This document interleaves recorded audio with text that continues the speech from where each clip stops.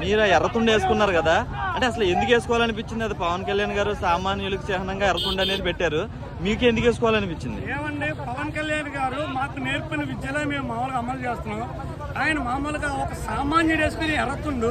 మాకు ఆ రోజు ఎలక్షన్ కౌంటింగ్ లో ఉన్నాం, ఎలక్షన్ ఇయరింగ్ లో ఉన్నాం కాబట్టి మాకు పక్కన ఎండ అంతా ఉంది. మేము తుడుచుకుందాం అని చెప్పి ఒక సామాన్యుడు ధరించి ఒక ఎర్రతుండుని చూసి వంగా గీత గారు చాలా మామూలుగా ఆగ్రహావేశాలతో నా మీద మామూలుగా ఫైర్ అవ్వడం జరిగింది.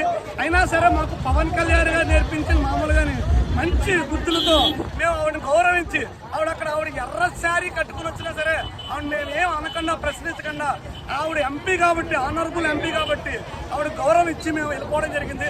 అయినా సరే ఆవిడ మీకు జాగ్రత్త అని చెప్పేసి ఆవిడ నన్ను బెదిరించి మామూలుగా బయటకు పంపించింది.